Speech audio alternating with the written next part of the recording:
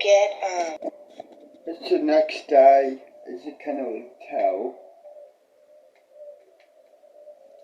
Press play and I'm at school. Ask you. You feeling something?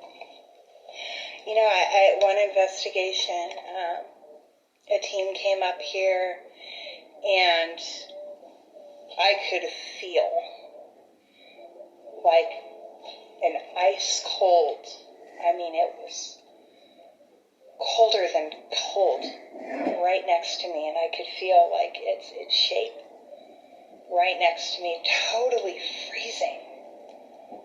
I could feel it right behind me, you know, and sometimes during investigations they get right next, I could feel them right there. And I know they'll make noises. Like, I've been in this building for so long that, you know, I've learned to be able to tell the difference between the creaking sounds and the footsteps on the wood. Who would be haunting this building? Were there accidents in here historically? Not that we know of. I mean, I'm sure there had to be accidents. Your accidents happen. You know, in 1935, things were a lot safer. And I have looked and tried to find any information on the 7 years Let's have a drawing for today to see if there were any deaths in the building as a result of this building functioning, and I have not been able to find anything that indicates that there were any deaths in this building as a result of this factory. So, it's more that it's the incident at the Crown Point shaft itself, and that energy is kind of stained here. Because ever since I came to this building for the first time as a member of a team, I just developed an attachment to it, and I had to come back. And in doing that, and doing this, and having teams come in, I wanted to learn everything I could about the building's history and the property's history, you know, calling like City Hall and looking for public records and all of that. There's been no indication that there was deaths as a result of the factories. But this building is very haunted. Yes. Active. My husband and I, we have captured countless EVPs in here, mostly human-sounding voices and some not so human or friendly sounding voices. So, real quick interruption in the video. We had to cut the interview for just a little bit in the middle of the interview because right now we are going to go visit the gravesite that we just discussed in the video, and then we're going to go see where the actual old entrance to the Crown Point mine shaft is nowadays. But since the sun is already setting, it's only 4:30 right now, but you can see out there the sun has already set. So we're going to go do that real quickly and then return to the interview. So we're going to go where first? You're going to come down this driveway and you're going to turn right. So the cemetery? Yes. Oh, the graves, okay.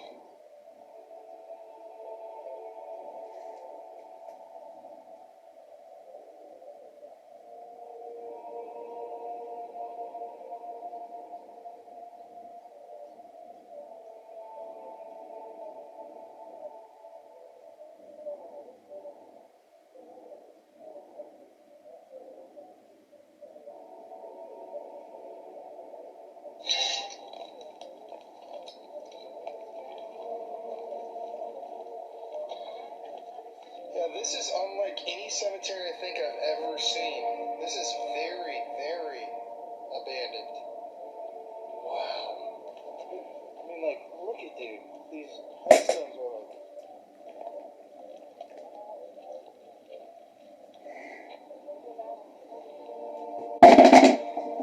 Shit. Total side note, this sun... Each season in Call of Duty Mobile features 4 Battle Pass operators and an arsenal of... Sunset up here. Beautiful, guys. Natural lighting, baby. Oh, yeah.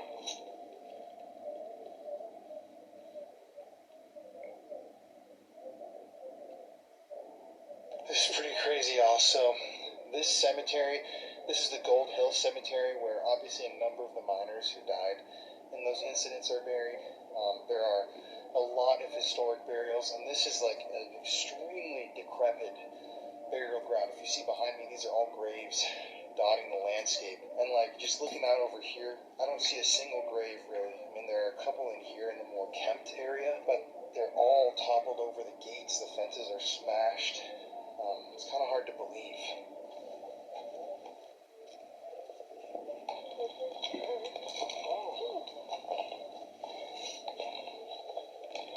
Here they are. Those were the flowers that I left. That would be them. Wow. So these are the graves of the brothers who died in the mining incident. It's too bad we don't have a spirit box. Kind of wish I would have brought mine now just to...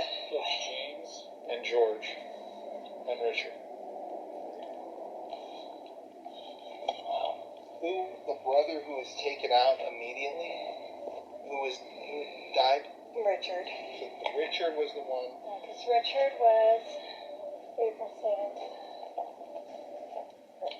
Yeah. April 7th. Did you leave this?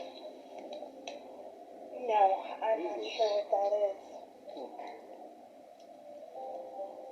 Look at this. Yeah. No idea. It's like wax. Well, it looks like a beeswax of some sort. Yeah. But it's like a gunny sack. Wow. Do you know what this would be? No, I don't know what it is. Yeah. Wax and stuff like that is... I've seen a lot of weird stuff on cemetery Like, and I on have graves. flowers here, that wasn't there. These weren't here. There are candles. Like, these cups weren't here. I remember...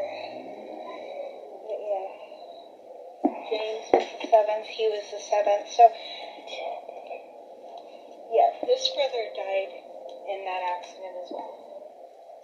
They came here from England specifically to work in the mines. And then they all tragically died in the mines. So Richard and James died the day of. Oh, died the shit. day after from smoke inhalation. So, to the Bickle brothers, Richard, James, and George, we're going to be over tonight at the mill, just over there. It's my dad and I.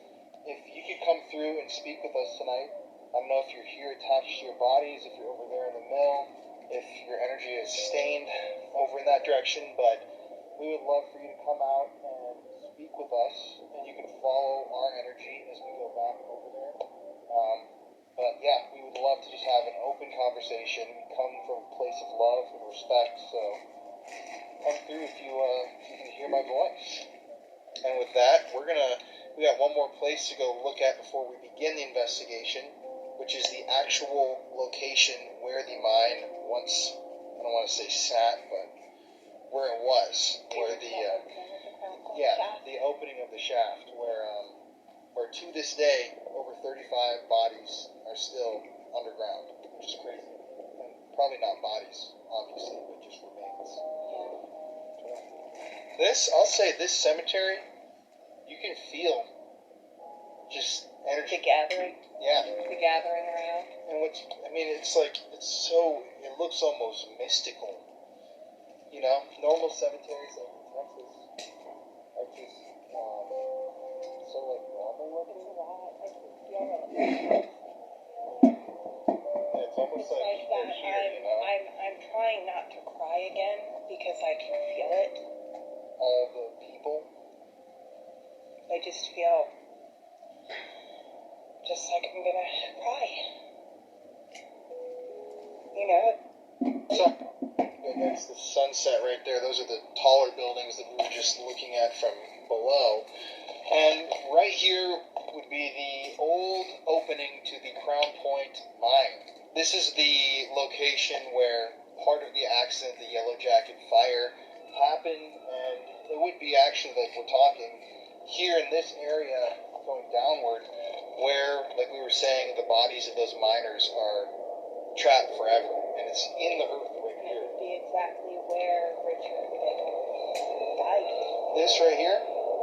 Yeah, and Richard Bickle, the Bickle brothers, this would have been... Let's have another They drawing. emerged from the mine shaft, came out, and then obviously all three of them were dead within the 1-2 day span of the event. And I actually, after my first experience here, I came back specifically looking for George. And it was before I actually worked doing this. I had to come back and interact with that spirit again. So I went to the doors, and I remember specifically looking for George and saying, I can't stay here, but meet me up on the hill. And I came up here with my cell phone, and I asked if anybody was here, and I got a response. You could just barely hear it, but when I asked if somebody was here, you could hear a voice go, yes. Here, in this area. After George. I went to the door looking for George, asking him to meet me on the hill. So, I want to go to the camera. We've been talking a lot about the Bickle brothers, and how that is a very positive haunting. Not a good haunting, but there's no ill nature there. No. But I'm going to grab the other Not camera. towards me. Yeah, and I want to talk about, let's just do it up here, the other stuff. Hold up, cut that 1 second. Let me grab the camera. My first night here, after dealing with George, who, through our devices, expressed remorse and a genuine concern for my well-being, we encountered something that was the polar opposite. We were standing Pure evil. in the mill on an upper floor, and it was the leader of our team and another investigator, and we were communicating with something, and as we're communicating with something, I start to feel more and more pain in my abdominal area. That pain got to the point where I was buckled over in pain. It felt like somebody was stabbing me in my abdomen. It hurt so bad. And, the investigators I was with, they asked, are you doing this to her? And this entity gave us a yes response. I am causing the pain that she's in. And when it was asked to stop. Want to make beats? Tap your way into It music. didn't with stop. Jambo. Pure evil. Playing live music right now. Fuck off out. And when it was asked to stop, it made it clear that it wasn't going to stop. And it actually intensified. I couldn't walk out of the building on my own. I mean, this thing was hurting me. It made it clear that it was hurting me, and it made it clear that it was intentional. Later on that night, we had stayed in a location that's actually just down from the mill. It's called the Brewery. Big Blue House. Something actually followed us from the mill back to where we were staying, and we had to go back to the mill. And if you're familiar with the ghost meter, it has that gauge on it. Our team leader said, we got to go back. We have to go back to the mill right now because we brought something back with us and it's a problem, and we need to go back and deal with it. And our leader of this group was like a deacon for a church, so we went back to the Crown Point Mill, and he started doing prayers. And our equipment, as he was doing prayers to demand this entity leave us be, our equipment was going totally haywire. Like the ghost meter, it went all the way up as high as it could, and it held for about 20 seconds. Wow. The alarm, it was all the way up, and it held while the leader of our team was doing these prayers to get this entity to not follow us back to where we were staying. It was really intense. It was spiritual warfare. And Definitely. can we talk about the EVPs as well? So, with the Bickle brothers, I feel like they protect me to an extent. I think when I came back when I came back to talk to George, because obviously the first night here, I wasn't protected from getting attacked. I mean, it was pain like I can't even, it hurt. Obviously I wasn't protected then, but it hasn't happened again. One night my husband and I were filming and we captured an EVP where you hear a male voice say, "You have to go now." And then you hear something else respond and it goes, "No." It was just a growly no. You know, so this was two different things. You could hear a male voice saying, "You have to leave now," and something inhuman growl, "No." And I've started, you know, coming here more and more. It feels like there's a human male spirit that protects me while I'm here. I've captured so many EVPs of this male voice. I've never had anything bad happen to me since I've come back. And I think that maybe I'm protected from harm because, you know, we've developed a friendship. So there is something dark based on being attacked, inhuman voice. Yeah. So what would your theory be that you're talking about? Well, because other teams have come in and they haven't, I mean, except for that one time when I was with that team, I haven't had other people experience anything negative. But when I'm here by myself or with my husband, you know, we've heard it. We've experienced it. The things that it says through an ovulus is very negative, you know.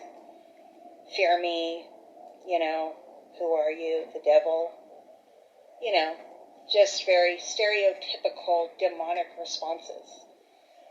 You know, so it makes me wonder if this is something that is attached specifically to me and is only here when I'm here.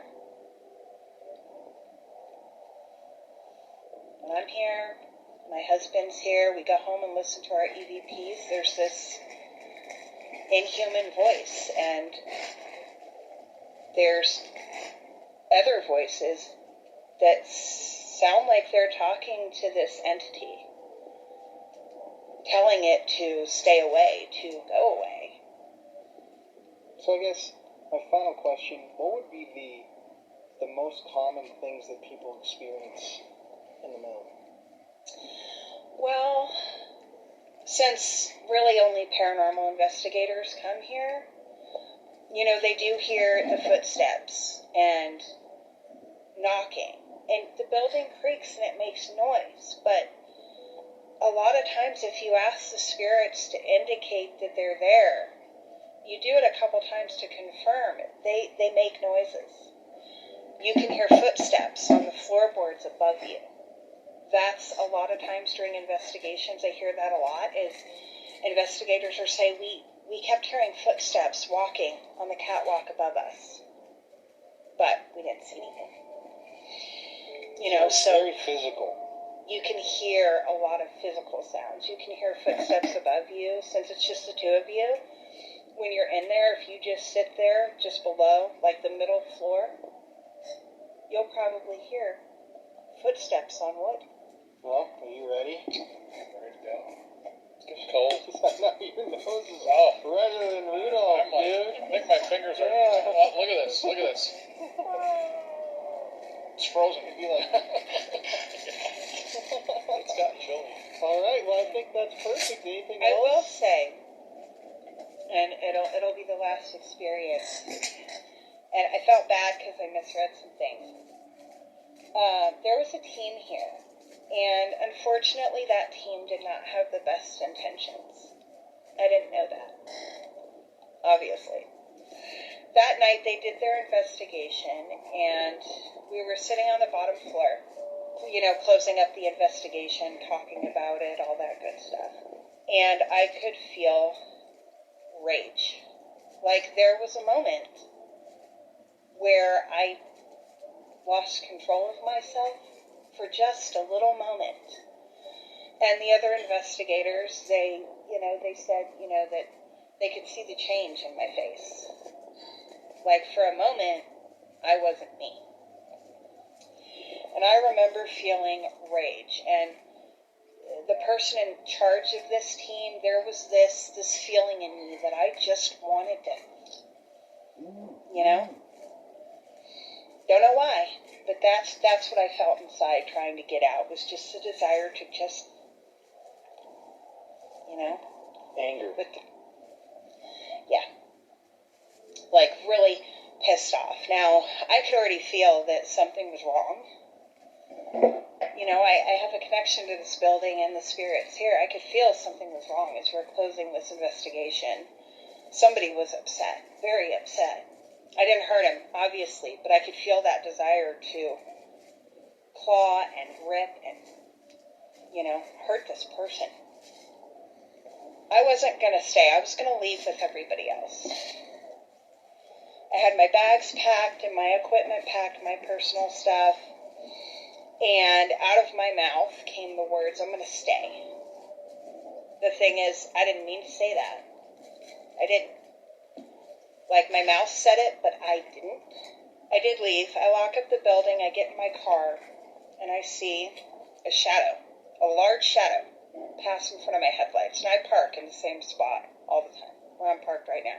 I saw the shadow. I could feel the presence, but I thought maybe one of the spirits is angry that I brought these people into the building. Maybe these people did something to disrespect them, and because I brought them into the building, they feel that it's my fault. And maybe they're punishing me for the behavior of these investigators. Maybe they were disrespectful. Maybe they did something wrong.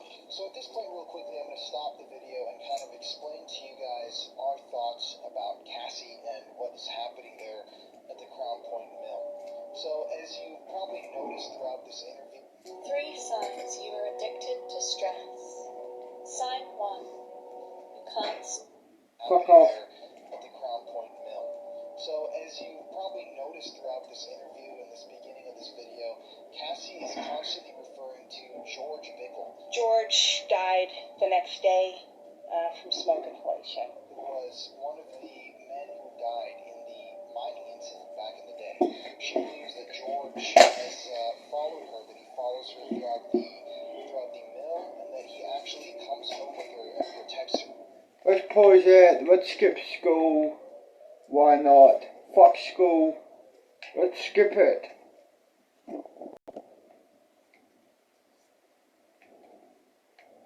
Hell yeah. What is this place, Publicity? I've never been to this place before.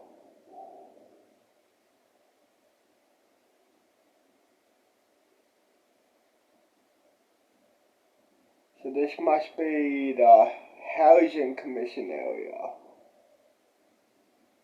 Okay. Cool. So the Housing Commission, huh? Nice. I wanna live in this area. Fuck yeah, I wanna live in here, dude. Let me search up on Google. Canary, I put that number. Yo. Oh, bloody. Steelport Housing Commission area. Yeah, I'd like to buy a place here. Sure, I'll text you where I'm at now. See ya. Okay, see ya. Okay, so the place is just around here, basically. This is the place here. Hey, how much would this place be?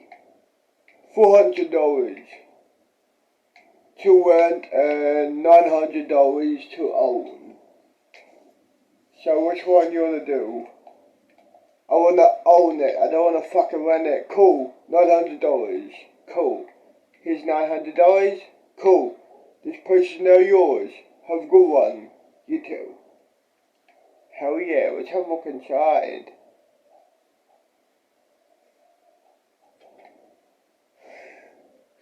Lounge room here, books.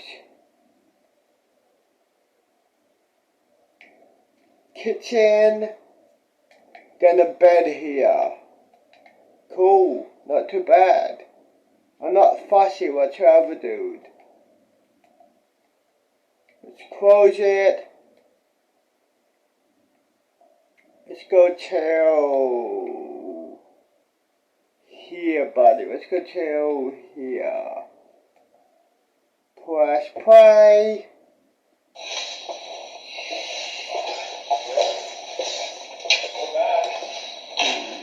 Here, let's just turn the camera off for a second and just start this without equipment.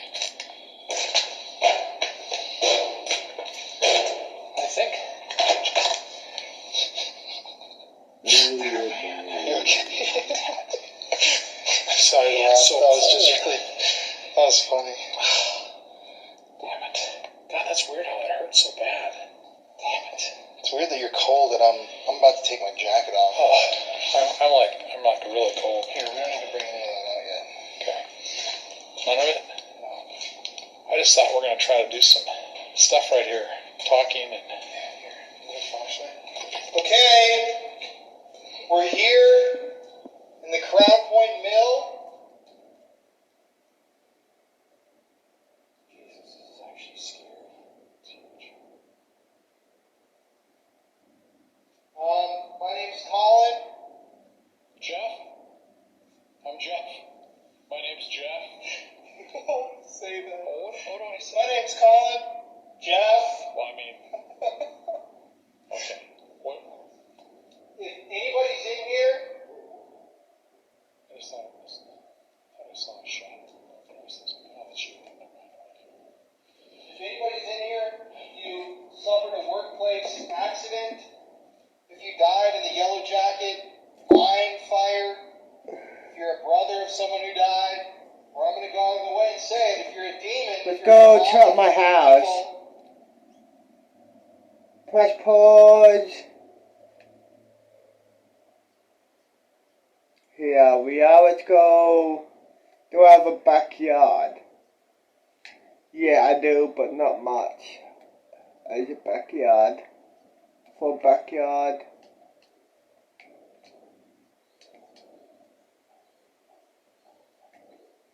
Hell yeah. Nice. Let me put it in my backpack. There we are, yo. Chill here. Order me some McDonald's. requesting that you come out tonight and speak with us. Oh. This could be like these bats are just incredible. What's that? You know? Like something could pop out of the corner here. Ooh, I got like total chills here. All right. If there's anybody in this building with us, can you make a noise and let us know where you are? And I'm like charged right here. I actually feel very creepy in here. This is unlike a location that I've been in a long time. You know? Yeah, this is a different location. So,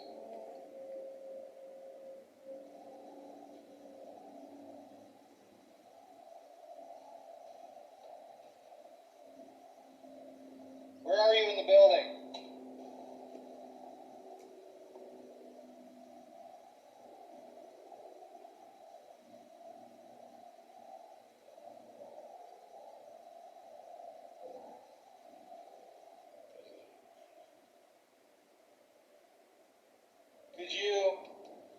Could you knock on something like this? Let us know where you are?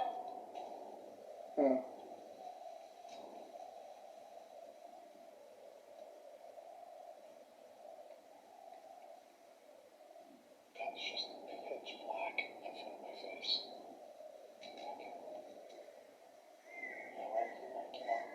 It's my arm. Yeah, I got like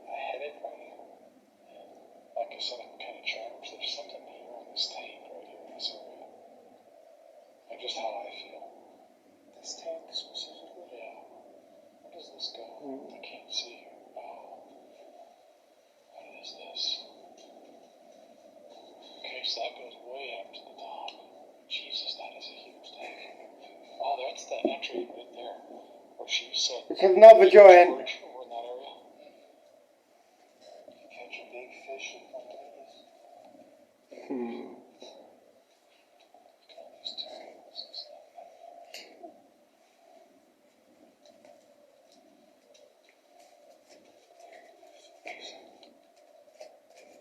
Want to walk up the stairs? Yeah.